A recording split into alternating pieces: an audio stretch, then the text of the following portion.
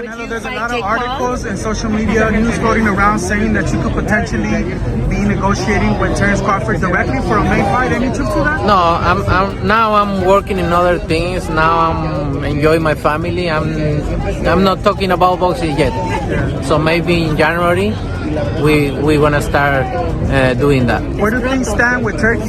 Turkey said he would like to open a line of communication with you. No middlemen, just you and him. I never say no to business.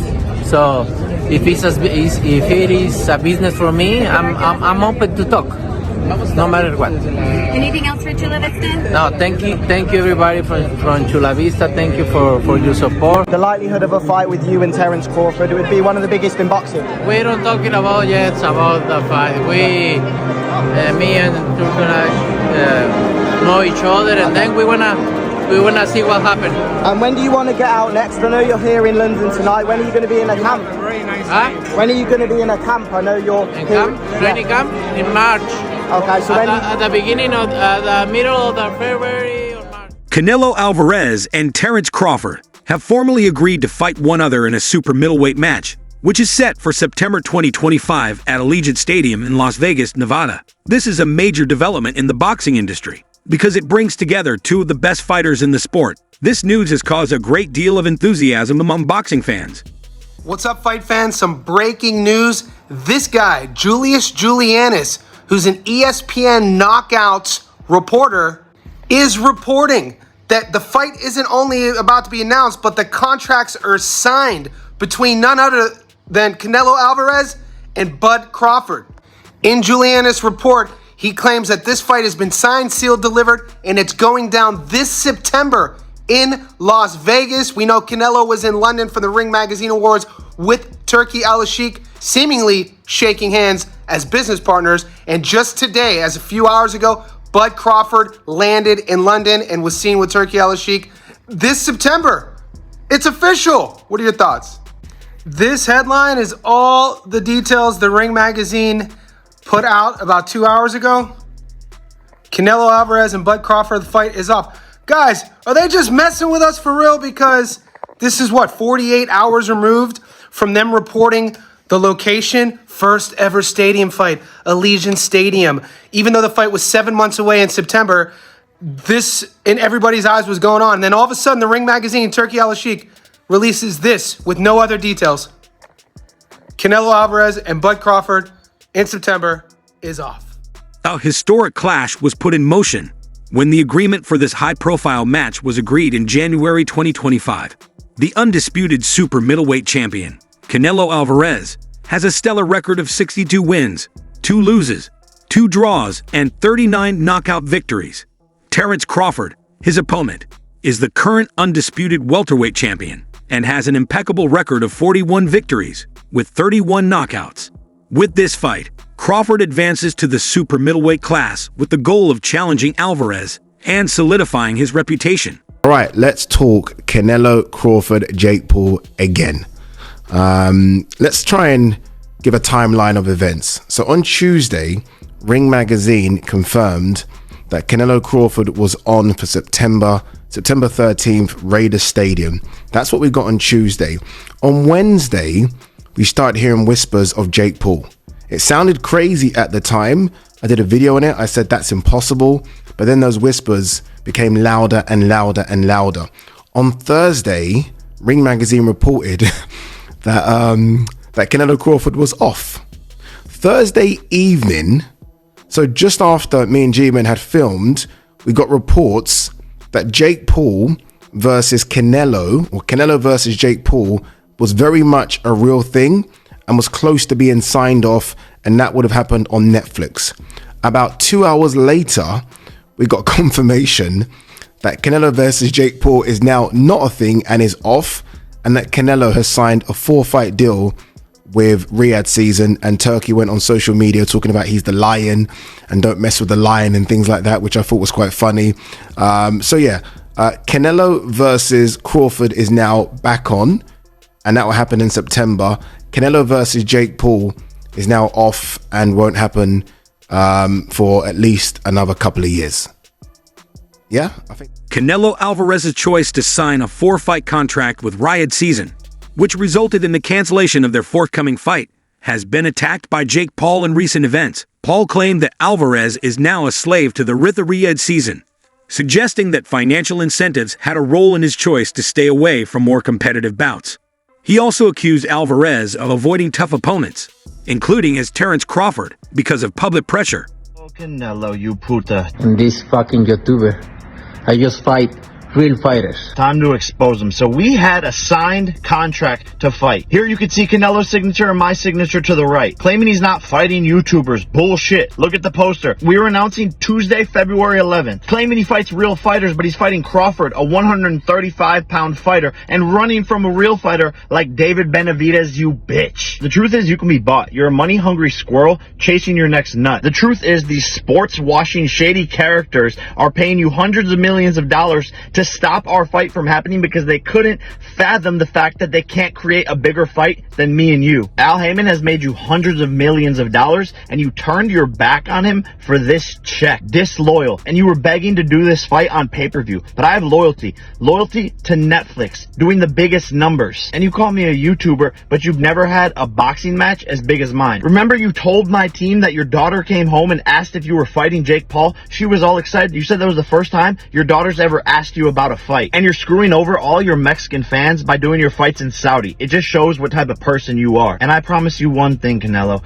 any fight that you do this year, mine will be bigger. So go fuck off to your boss, you Ring Magazine employee, you pink and orange bitch. And oh, fix that herpes on your lip, you dirty. Canelo Alvarez stressed his supremacy in the super middleweight class and sent Terence Crawford a harsh message at a recent live news conference. "This is my territory," he said.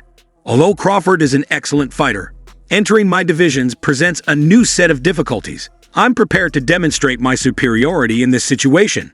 Alvarez's self-assurance demonstrates his resolve to defend his championships against a strong opponent who is going up in weight class. How is Crawford going to be able to bridge this weight gap? Yeah, I don't think he can, in all honesty. I mean, he might not be able to bridge it on Saturday. Yeah. So one weight class. 68, yeah, but you're coming up from 35. 35, 40, 47, 54. Sooner or later, it's one too many. And 68 is definitely too many. But Crawford's brilliant. Like he's a genius. He's a generational great. So maybe he can find a way to do it. But I feel he'd be hugely outsized against Canelo Alvarez. Yeah. But you have to use your movement. If you're Terence Crawford in that fight, the last thing you want to do is stand and trade. He'd be moving a lot in that fight, trust me. I'm not saying he'd be running, but he would be moving a lot. Of course, that's the way to beat him. Yeah. You know.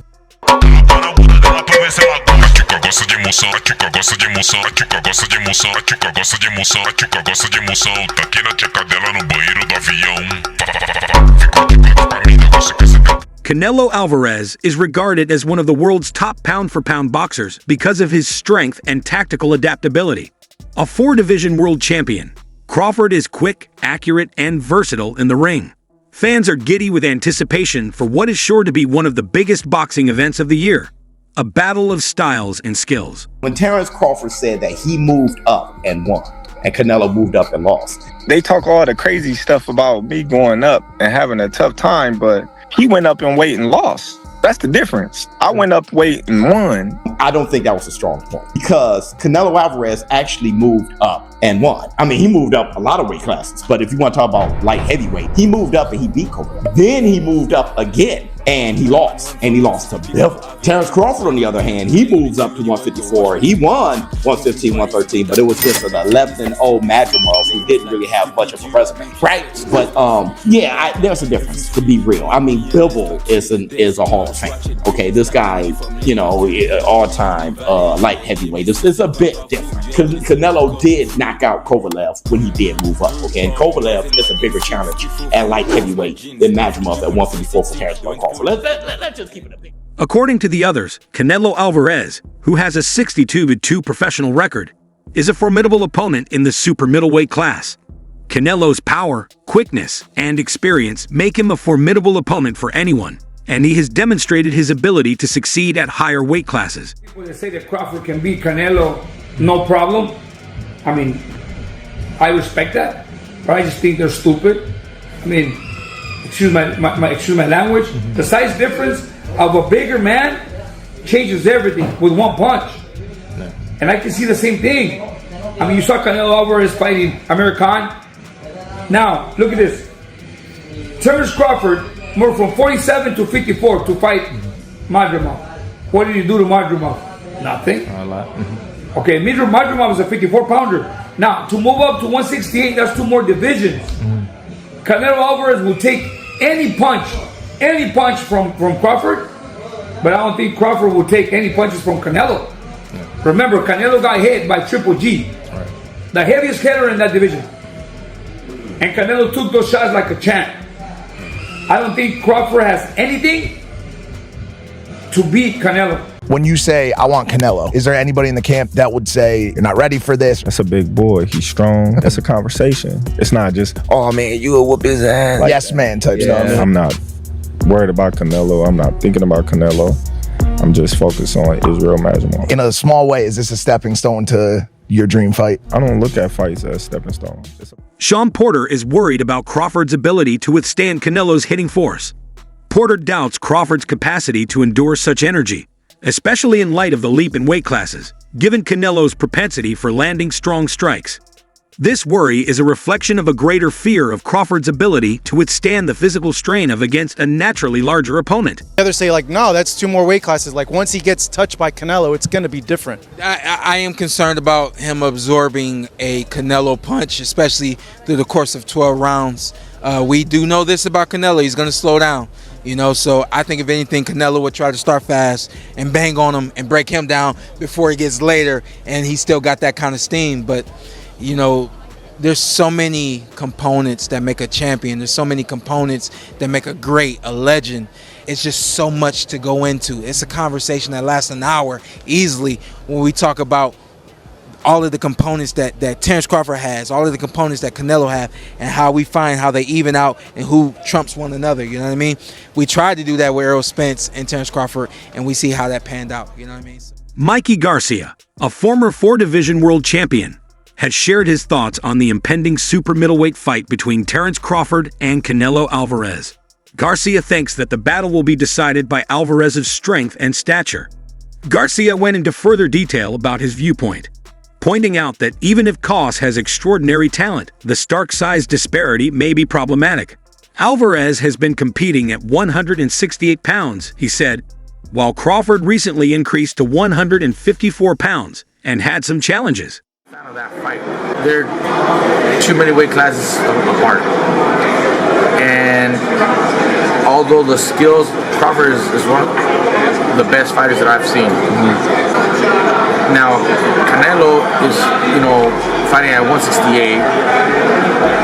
Crawford just moved up to 154, and he has some trouble with that in that fight. Now, where do you plan on going? 164, 65, 66? Canelo ain't gonna come down to 160. Canelo ain't gonna come down, maybe 166 max if he accepts. I think Canelo wins that fight based on just the size, power and size. Now, skill-wise, I think Crawford's a better skilled fighter, but the difference in size will be the deciding factor, and that's why I'm not even a fan of that fight. I think Crawford has accomplished everything he had to accomplish from 140, 147, now 154. That's even greater for him. He wants to do something, collect belts at 154, he can attempt that. But there's no money in that compared to the Canelo fight.